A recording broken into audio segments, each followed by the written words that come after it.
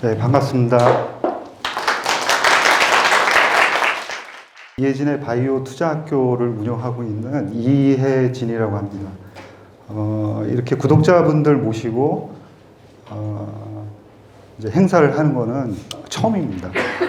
그리고 그전에는 이제 다른 데서 이 바이오에 대해서 궁금해 하시는 분들이 좀 불러주셔서 그런 데 가서 이제 말씀도 드리고 상당히 이제 전문가분들하고 소통할 기회도 있었고 그런데 오늘은 또 다른 이런 긴장감이 드는 것 같습니다. 오늘 날씨도 굉장히 추운 날씨에 저는 내년이면 한 30년 정도 주식을 이제 한 사람입니다.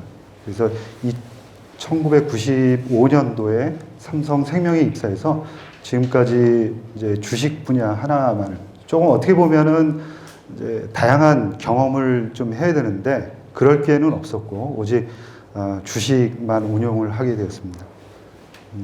그리고 바이오에 대해서 크게 관심을 갖게 된 거는 2018년 우연한 계기로 빅파마에 계신 그 박사님이 이제 쓰신 그런 이메일을 보고 바이오 업계에서 굉장히 큰 움직임이 있구나 하는 것을 알게 되었고요.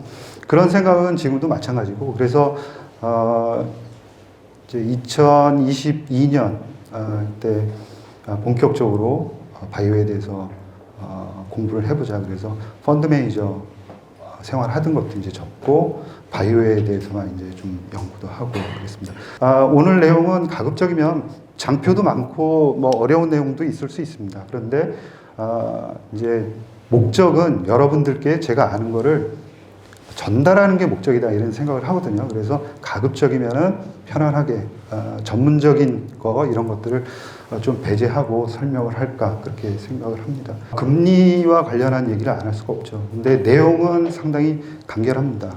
바이오텍에 있어서 이 금리 상승은 굉장히 위협적입니다. 그러니까 쉬운 얘기를 들어보면 바이오텍이라는 거는 아직 신약을 개발하지 않은 업체들입니다. 그래서 지금 신약을 개발한다 하더라도 2027년, 8년, 9년, 뭐 30년 이때 신약을 만들어서 그때 돈을 번다 이런 가정들이 있거든요. 그래서 이제 밸류에이션을 할 때 예를 들어서 2029년부터 이 회사가 돈을 번다 그러면은 현금 흐름을 그때부터 계산을 해서 할인을 합니다. 지금. 근데 금리가 상승할 때 할인율이 올라가는 거죠. 근데 1% 금리가 움직일 때 어느 정도 기업의 가치가 움직이는가 하는 거는 그렇게 막 복잡한 게 아닙니다. 그 할인율을 1% 그냥 올려주면 됩니다.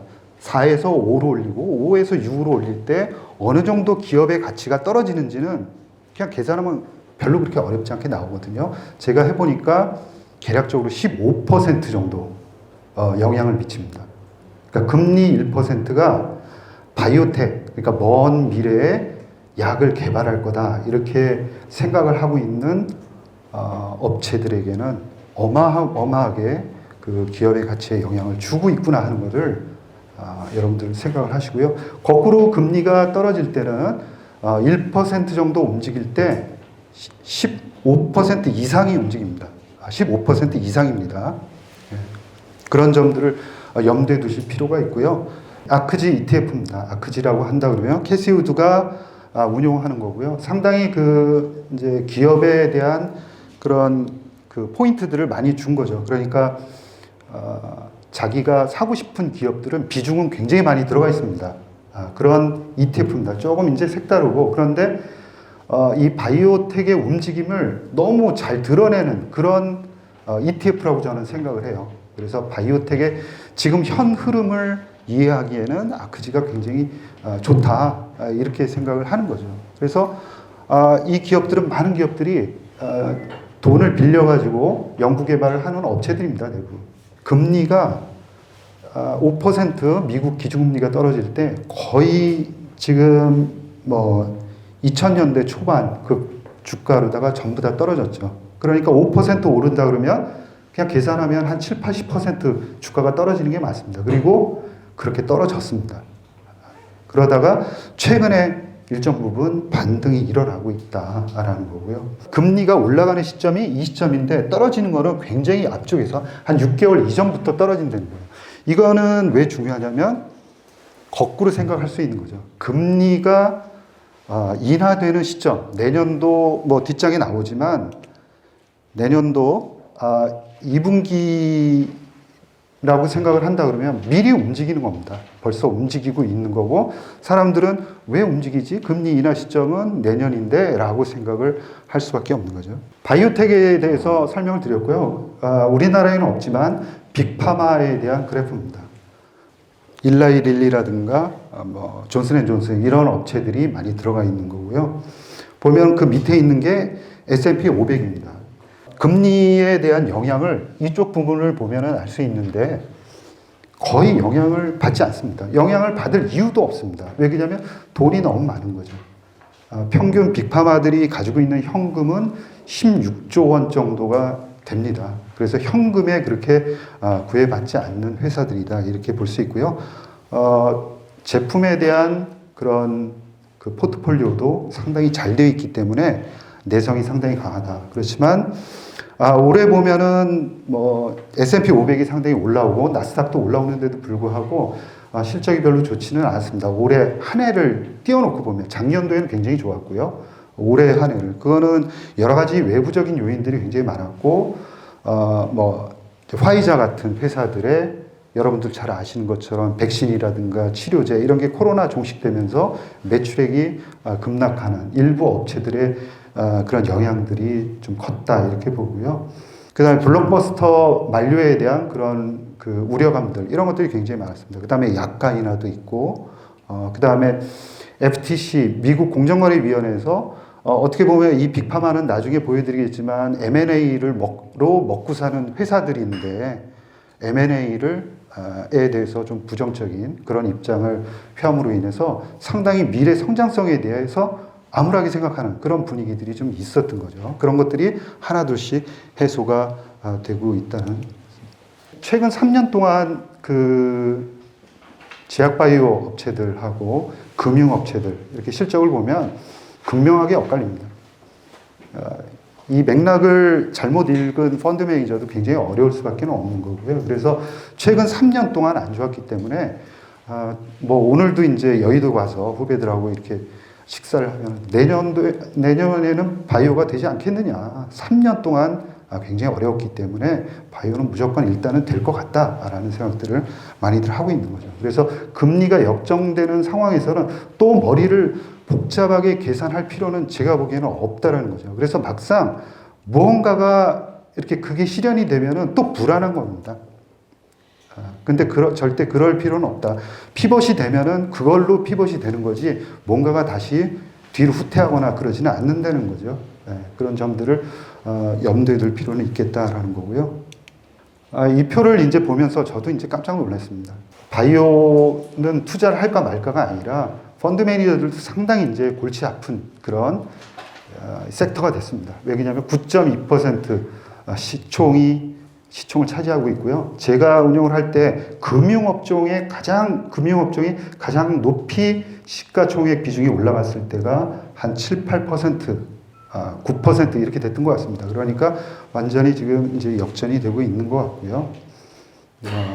향후에는 9%대에서 다시 이제 치고 올라가는 그런 모습이 나타날 거다 하는 거고요. 과거 그 뱅크 오브 아메리카에서 1986년부터 올해까지 37년 동안 주가 수익률을 계산한 결과 헬스케어 산업이 가장 높습니다. 그리고 IT, S&P 500이 4위.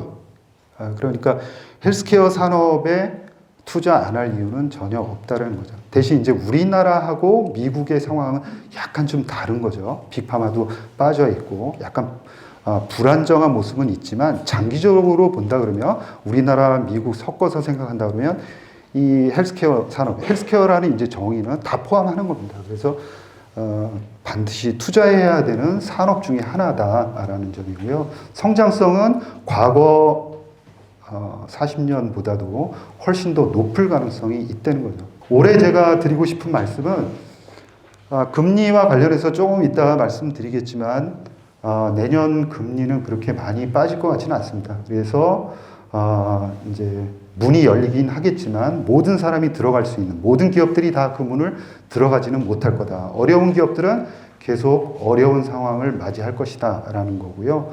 돈이 좀 돈다고 해서 특정한 기업으로 돈이 들어갈 것 같지는 않습니다. 그 정도로 여유 있는 상황은 아니지만 돌기는 돈다라는 거고, IPO든 뭐든 벤처 캐피탈이든 문은 열린다라는 거고요. 이거는 저도 그렇게 생각하지만 미국의 최근에 그 설문조사 하는 것들 보면은 전부 다 그런 똑같은 대답을 합니다. 늘리겠다. 투자 의사결정자들인 뭐 제약회사들, 그 다음에 벤처 캐피탈들이 자금을, 투자를 늘리겠다라는 거고요. 현재 자금은 풍부합니다. 이 금리의 변동이고 금리가 급격히 상승한 다음에는 음영이 치어져 있는 부분들은 경기가 약간 침체되는 그런 상황을 보여주고 있습니다. 그래서 현재는 굉장히 치솟고 올라온 상황이고 금리가 올라오고 나서 일정 부분은 경기 침체, 마일드한 침체가 있을 수밖에 없다. 그래서 최근에 이제 인플레이션에 대한 그 완화 이런 부분들이 나타나고 있고요. 고용이라든가 소비 이런 쪽에서도 약간 누그러지는 모습들이 나타나고 있다라고 볼 수 있고요. CME 페드와치를 보면은 내년도 3월 달이나 5월 달에 피벗이 일어날 가능성, 그러니까 금리의 방향 전환, 금리 인하가 일어날 가능성이 있다라는 점이고요. 그래서 아까 말씀드린 대로 바이오 산업의 선행성을 항상 고려하셔야 된다는 거고요. 제가 계산한 건 한 6개월 정도 선행하는 그런 특징을 가지고 있다라는 거고, 벌써 상승은 시작될 가능성이 있다. 사실 이 장표를 가지고 굉장히 오랫동안 설명을 드려야 되는 부분인데 여러분들께 간단하게 이제 설명을 드리겠습니다. 이것은 이제 중앙일보 기자님하고 같이 이제 고민을 하면서 바이오 산업 전체에 대한 그림, 제약 바이오 산업에 대한 전체 그림을 한번 그려보자라는 생각을 가지고 그린 겁니다. 여기 보면은 빅파마가 가장 큽니다. 그러니까 그림을 해석하는 방법은 그렇습니다. 지금 현재 그 뒤에도 나오겠지만 이제 모달리티 중에, 그러니까 기술 중에 가장 비중이 높은 이제 기술이 항체입니다. 파이프 안에 들어가 있는 것도 항체가 가장 많습니다. 그래서 이제 삼성 바이오로직스도 굉장히 오랫동안 성장할 가능성이 있다는 거고요.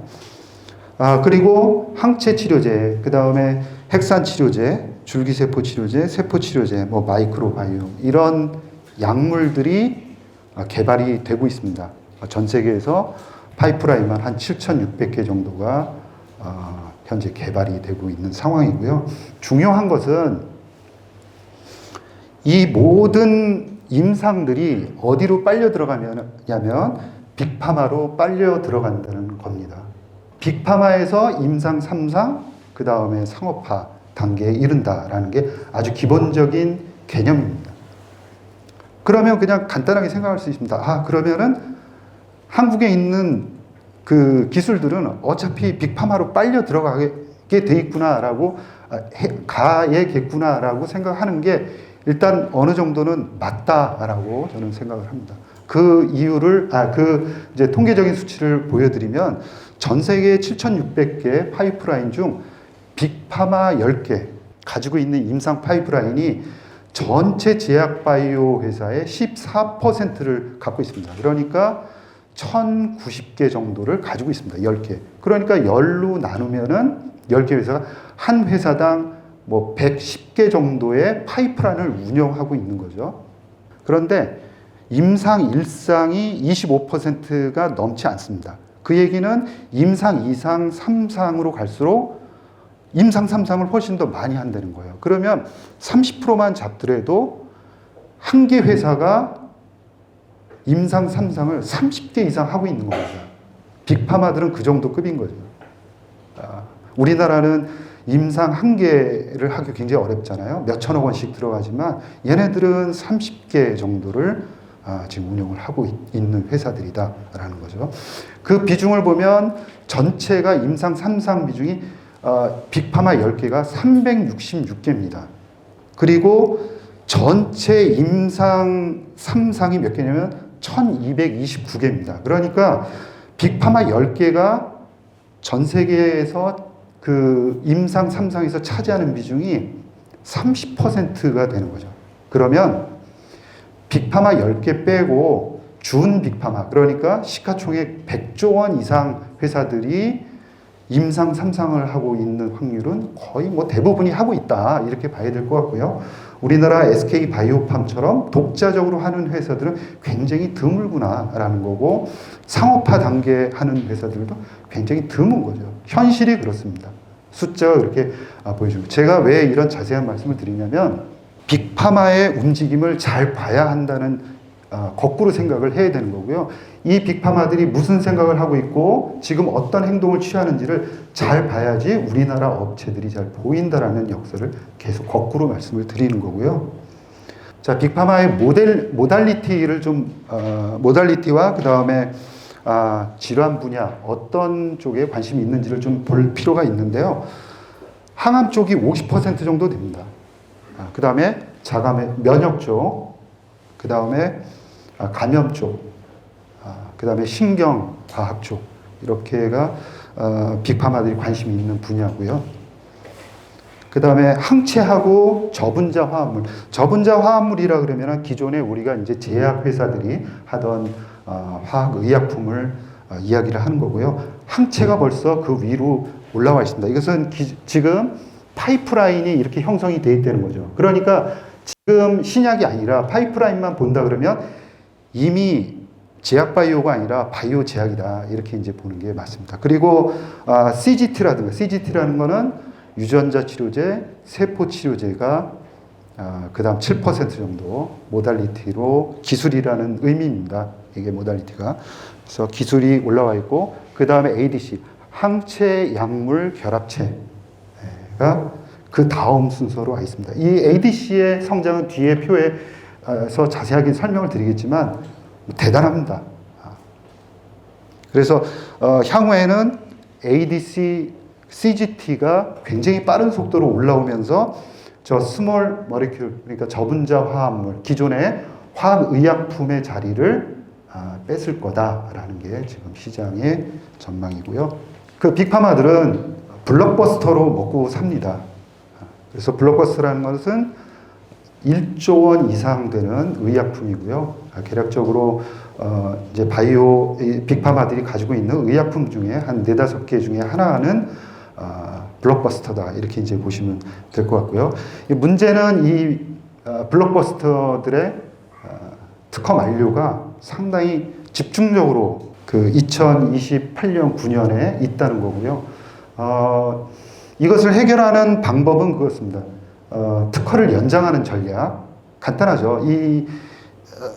그 블록버스터라는 것은 클 때는 메가 블록버스터 같은 경우에는 20조 원 이상입니다. 그러니까 어떻게든 무슨 수를 써서라도 1년 연장을 하게 되면은 20조 원이 들어오는 거죠. 그러니까 무슨 수를 써서라도 연장을 하고 싶은 거죠. 그래서 특허를 이제 연장하는 그런 전략들이 구사가 되고 있고요. 두 번째는 어차피 특허가 만료가 되니 좋은 그 다음 물질들을 인수를 하겠다라는 M&A 전략들이 있습니다. 그래서 올해 이제 가장 급했던 거는 화이자다, 이렇게 봐야 되고요. 머크도 지금 굉장히 공격적으로 나서고 있고, 에피 등 빅파마들이 블록버스터가 만료가 되면서 부지런히 그 빈자리를 메울 그런 의약품들을 M&A 하고 있다라는 점입니다. 아까 그 독점 유지 전략, 그러니까 키투르다라든가 휴미라 같은 의약품들은 1년에 20조 원을 벌어들이는 돈이기 때문에 무슨 수를 써서라도 벌금을 좀 내는 한이 있더라도 뭐 1,000억, 2,000억을 내는 한이 있더라도 이거를 끝까지 지키려고 하는 거죠. 그래서 그 전략들이 대단히 커지고 있고요. 그런 측면에서 또 투자 아이디어도 나올 수밖에 없습니다. 빅파마들이 어려운 점 더 한 가지를 말씀을 드리면 바로 이것 때문에 그렇습니다. 2006년에서 2015년도에 임상 1상부터 신약 승인까지의 성공 확률이 9.6%였는데 10년 단위로 이제 늘려서 보면 2010년부터 20년까지의 확률은 떨어집니다. 이거는 좀 구분해서 보셔야 되는데 아까 모달리티 중에 그 기술 중에 그 화학 약품들 있지 않습니까? 그 비중이 굉장히 큰데 그 의약품의 성공 확률이 굉장히 낮아지고 있습니다. 대신 항체라든가 뭐 세포 유전자 치료제, 그 다음에 아까 이제 항체 약물 결합체라든가 이런 핵산 치료제 이런 성공 확률들은 높은 편입니다. 따라서 그것들을 다 합산해 보면은 그래도 성공 확률은 떨어지고 있다라는 거예요. 성공 확률이 떨어지니까 약을 더 개발하기 어렵다는 뜻이고요. 같은 돈을 집어넣더라도 약이 나오는 개수가 줄어든다라는 점이죠. 그래서 지금 가지고 있는 거라도 확실하게 더 지키자 이런 마음이 더 급한 겁니다. 그래서 이 독점 유지 전략을 이제 제가 3개로 이제 논문에 나온 거를 좀 요약을 한 건데요. 첫 번째는 아예 돈을 줍니다. 제네릭이 나오려고 그러면 카피캣 못 나오게 돈을 주는 거죠. 그러다가 그게 이제 불법이다 이런 소지 얘기들이 나오면서 돈을 주지는 않고 대신 다른 걸 줄게 라는 부가 합의를 하는 겁니다. 다른 의약품을 판권을 준다든가 이렇게 하는 거예요. 세 번째는 에버그리닝 전략이 말이 좀 어려운데요. 그냥 늘 푸르듯이 늘 푸르게 하겠다라는 거예요. 독점을 계속 유지하겠다라는 거죠. 특허를 낼 때 물질 특허만 내는 게 아닙니다. 약물의 특허만 내는 게 아니라 몇 미리를 먹어야 되는지 그런 용법이라든가 용도라든가 그 다음에 조성물을 뭘로 할 것이냐 그 다음에 어떤 식으로 만들 것이냐라는 다양한 이런 특허들이 걸리게 되어 있습니다. 우리가 이제 조금 고민을 해야 되는 거는 이런 제형 변경도 하나의 특허 전략, 연장 전략 중에 하나 되는 거죠. 그러니까 피하 주사용으로 우리나라의 알테오젠 같은 회사가 그렇다라고 보시면 될 것 같고요. 그래서 키트루다가 열심히 피하 주사용으로 바꾸고 있고요. 그럼으로 인해서 어떤 전략이냐면 그냥 지금 그 환자들을 정맥 주사용해서 피하 주사용으로 이제 갈 확률이 한 수능도가 80% 정도 되는 겁니다. 환자가 정맥 주사하고 피하 주사를 이렇게 맞춰 보면은 피하 주사가 훨씬 더 편하기 때문에 옮겨가는 확률이 한 80% 정도 됩니다. 그래서 지금 있는 환자들을 다 피하 주사용으로 빨리 개발을 해서 옮기겠다는 거고요. 이게 굉장히 잘 진행이 되고 있다라는 거죠. 그래서 그것도 마찬가지로 특허를 연장시키려고 그러는 전략 중에 하나다라고 보시고요. 대표적인 게 휴미라 같은 겁니다. 휴미라가 올해 이제 바이오 시밀러가 다 들어오기 시작을 했죠. 근데 물질 특허는 2016년도에 이미 끝났습니다. 그거를 여러 개 의학 용도 조성물 제법 하면서 계속 끌고 왔던 거죠. 이런 6가지 요인들은 FDA의 그 오렌지북이라는 그 안에 특허들이 다 목록이 되어 있습니다. 그래서 카피캣, 즉 이제 제네릭이라든가 바이오 시밀러를 내려면은 그 안에 들어가 있는 오렌지북에 쓰여져 있는 특허들을 이거는 특허가 만료됐는데 이거는 무리가 있다. 지속할 수 없다라는 걸 일일이 다 무마시켜야 됩니다. 그러니까 굉장히 치고 들어가기 어려운 거죠. 그래서 이번에 그 FDA에서 한번 그거를 다 조사했습니다. 그냥 마구잡이로다가 오렌지북에다가 이것도 적고 저것도 적은 거 아니냐라는 조사를 한 거죠. 거기서 이제 많이들 이번에 적발이 되는 그런 사례도 볼 수가 있습니다. 어찌됐건 신약이 성공 확률이 떨어지면서 지키려고 그러는 의욕이 굉장히 강해지고 있고 거기에서 피하 주사형도 하나의 좋은 에버그리닝 전략 중에 들어간다라는 점이죠. 지금 계속 말씀을 드리는 거는 기술을 사가는 사람들이 도대체 어떤 상황인지를 계속 이제 말씀을 드리는 겁니다. 올해 들어서 2가지의 특징적인 변화가 있습니다. 이 그래프를 보시면은 빅파마가 사갈 때 글로벌 회사들이 사갈 때 전임상이 굉장히 크게 늘었습니다. 이거는 기존에도 벌어지고 있던 현상인데요. 뚜렷하게 강화되는 현상을 보이고 있습니다. 그러니까 될성 싶은 애들은 그냥 빨리빨리 사드리겠다라는 거고요. 일대 기술을 보는 눈들이 굉장히 더 많이들 좋아졌습니다. 그 팀들이 있는데 더 빨리 의사결정을 내리고 하는 거죠. 그 다음에 임상일상이 올해 들어서 굉장히 또 크게 늘어났습니다. 임상일상은 뭡니까? 임상일상에서는 그냥 안전성만 검증이 된 약물들입니다. 그러니까 의사결정이 굉장히 빨라졌다는 걸 여기서도 또 알 수 있는 거죠. 왜 그러냐면 암 치료제 같은 경우에는 아까 보셨지만 모달리티가 50% 암이 이제 빅파마들이 관심이 있는데 이 암이라는 것은 임상 일상에서도 암 환자들을 대상해서 약물을 넣습니다. 그래서 안전성뿐만이 아니라 유효성도 어느 정도 그냥 통계적으로 유의하진 않지만 확인은 할 수 있다라는 점 때문에 의사결정들을 조금 더 빨리 하고 있다 이런 생각을 해봅니다. 그래서 그 다음에 여기 보시면은 임상 3상하고 상업화 단계의 그런 기술 이전은 굉장히 많이 줄어들고 있습니다. 이건 뭐냐면 M&A를 소화한다 이렇게 보시면 될 것 같습니다. 그래서 괜찮은 약이 있다 그러면은 현재 약이나 아니면 상업화 단계가 확실하다 그러면 기술 이전을 받는 게 아니라 회사를 그냥 통째로 사는 거죠. 그래서 M&A와 기술 이전, 이 기술 도입, 라이센스인 전략을 확실하게 이분화해서 가는구나라는 것을 우리가 알 수가 있고요.